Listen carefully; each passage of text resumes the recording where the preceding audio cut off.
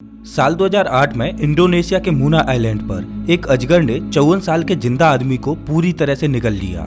जब लोगों ने उस अजगर का फूला हुआ शरीर देखा और उसके पास चप्पलों को पड़े हुए देखा तो वो समझ गए कि जरूर इसने किसी इंसान को निगला है। उन्होंने तुरंत उस पाइथन को मारकर उसके पेट से उस व्यक्ति को बाहर निकाला, लेकिन अफसोस कि वो व्यक्ति जिंदा नहीं बच पाया। उसी तरह फ्लोरिडा में 11.5 फीट के एक पाइथन ने एक पूरे हिरन को निगल लिया। वो पाइथन खुद 14 किलोग्राम का था, जबकि हिरन उससे भी ज्यादा वजनीला 16 किलोग्राम का था। सांप अपने से ज्यादा वजन वाले जीवों को भी बड़ी आसानी से निगल जाते हैं। उनके जबड़े के मसल्स बहुत ज्यादा फ्लेक्सिबल होते हैं, जो अपने से बड़े जीव को आसानी से निगलने में सांप की मदद करते हैं। लेकिन क्या आपने कभी सोचा है कि अपना पूरा शिकार निगलने के बाद भी उनका दम क्यों नहीं घुटता? जब सांप अपने शिकार को निगलता है तो वो अपने विंड पाइप यानी श्वास नली को बाहर निकालकर श्वास लेता है। नमस्कार दोस्तों, मैं हूं श्याम तोमर। स्वागत करता हूं आपका इस वीडियो में, जिसमें हम जानेंगे सांपों के अजीब व गरीब व्यवहार के बारे में, और आखिर वो कौन सा सांप था जो डायनासोरों को भी मात दे सकता था। सांप इस पृथ्वी पर एक ऐसा जीव है जिससे ज्यादातर लोग दूरी बनाने में ही समझदारी दिखाते हैं। ये बिना हाथ पैरों के रेप्टाइल जीव अपने शिकार को पलक झपकते ही बाइट करके या जिंदा ही निगल जाते हैं। हमारी आज की मॉडर्न दुनिया में बोआ और पाइथन दुनिया के सबसे बड़े सांपों की गिनती में आते हैं, जो कि 26 फीट तक लंबे होते हैं। ये तो हैं आजकल के मॉडर्न सांप, लेकिन प्राचीन समय में इस धरती पर ऐसे सांप भी राज कर चुके हैं जो पृथ्वी की सबसे विशालकाय प्रजाति डायनासोरों को भी मात दे सके। 65 से 70 मिलियन साल पहले भारत की प्राचीन भूमि पर सानाजेह नाम का एक दैत्याकार सांप पाया जाता था। वैज्ञानिक ऐसा मानते हैं कि सानाजेह सांप 50 किलोग्राम तक के छोटे डायनासोरों और उनके बच्चों और अंडों का शिकार करता था। हालांकि सानाजेह केवल 11.5 फीट के हुआ करते थे, जिनका वजन 10 से 20 किलोग्राम के बीच होता था, लेकिन उनकी ताकत बेशुमार थी। फिर एक समय आया जब एस्टेरॉयड के टकराने से डायनासोर धरती से विलुप्त हो गए। डायनासोरों का अंत नई प्रजातियों के विकास के लिए सुनहरा मौका लेके आया, और सांप उनमें से एक थे। दरअसल डायनासोरों के खात्मे के बाद पृथ्वी का एवरेज टेम्परेचर बढ़ गया था, जो कि 34 से 36 डिग्री सेल्सियस तक पहुंच गया था, जो कि काफी गर्म था। अब क्योंकि सांप और अन्य रेप्टाइल्स कोल्ड ब्लडेड होते हैं, तो ये गर्म तापमान उनकी ग्रोथ के लिए एकदम परफेक्ट था, जिसके कारण सांप आकार में बड़े होने लगे, बहुत बड़े। सेरेजोन कोलंबिया की एक कोल माइन में आर्कियोलॉजिस्ट ने एक विशाल सा फॉसिल खोज निकाला, जो कि एक बड़े से सांप का था। जब वैज्ञानिकों ने उस सांप के फॉसिल को रिक्रिएट किया तो उन्होंने पाया कि वो सांप एक लंबी बस के समान था, जिसकी लंबाई 50 फीट तक थी और वो 1 टन वजनी था। वैज्ञानिकों ने उसका नाम टाइटेनोबोआ दिया, एक ऐसा विशालकाय दैत्याकार सांप जो बड़े से बड़े जीव को भी अपनी ताकत से मसल कर रखते। ये आज के सबसे बड़े एनाकोंडा से लंबाई में 2 गुना और वजन में 4 गुना था। टाइटेनोबोआ में इतनी शक्ति थी कि ये बड़े से बड़े डायनासोर को भी मसल कर रखते, लेकिन दुर्भाग्य से इन दोनों का आमना सामना कभी हो ही नहीं पाया, क्योंकि डायनासोर तो टाइटेनोबोआ के आने से पहले ही विलुप्त हो गए। लेकिन ये तो तय था कि अगर डायनासोर और टाइटेनोबोआ का आमना सामना होता तो डेफिनेटली टाइटेनोबोआ ही जीतता।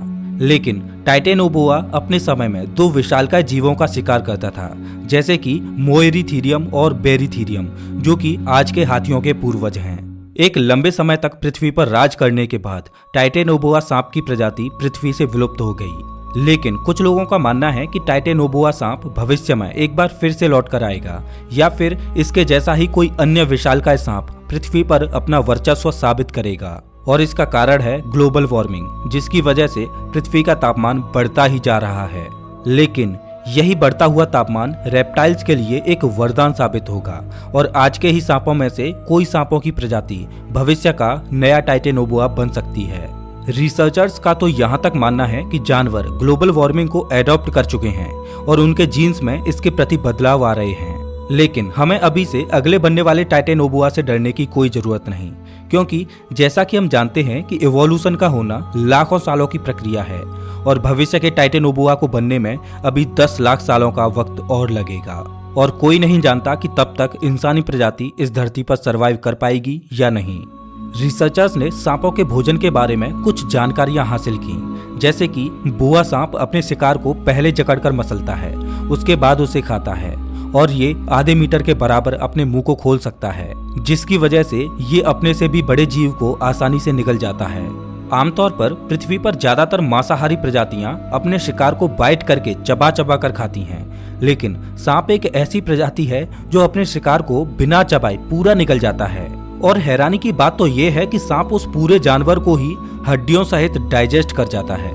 रिसर्चर्स ने यह भी देखा कि जब पाइथन अपने शिकार को डाइजेस्ट करता है तो उस दौरान सांप की किडनी, लीवर और पैनक्रियाज साइज में बड़े हो जाते हैं। इसके दिल की धड़कनें बहुत तेज हो जाती हैं और इसके पेट में बहुत ज्यादा मात्रा में एसिड और एंजाइम्स भर जाते हैं। सांपों की सबसे खास बात यह है कि जिस तरह से हमारा दिल हमेशा एक ही जगह पर अटैच रहता है, लेकिन सांपों के साथ ऐसा नहीं होता, बल्कि सांपों का दिल उनकी बॉडी में एक जगह से दूसरी जगह पर फ्रीली मूव कर सकता है।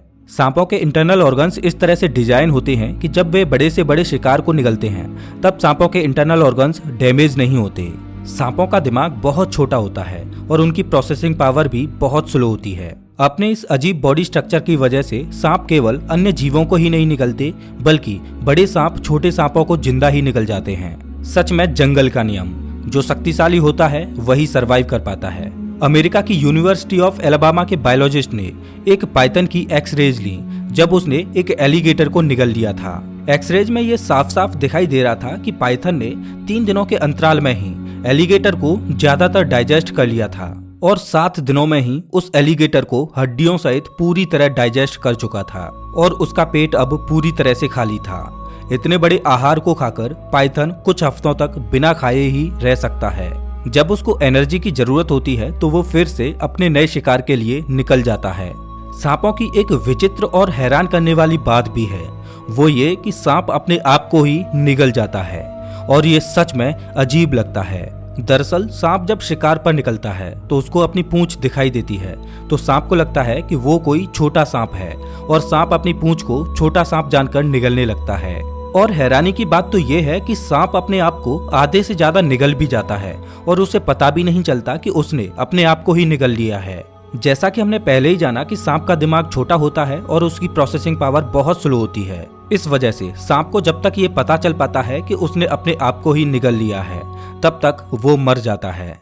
दोस्तों, इस प्रकृति में करोड़ों प्रजातियां निवास करती हैं और सबके सरवाइव करने की खुद की अपनी अपनी विशेषताएं भी हैं और सांप भी ऐसी ही विशेषताओं के साथ सरवाइव करते हैं। तो इस वीडियो में बस इतना ही। अगर आपको सांपों के बारे में इस वीडियो से कुछ भी जानकारी मिली हो तो इस वीडियो को लाइक जरूर करें और ऐसे ही मजेदार वीडियोज के लिए चैनल को सब्सक्राइब करें, साथ ही बेल आइकॉन दबाएं।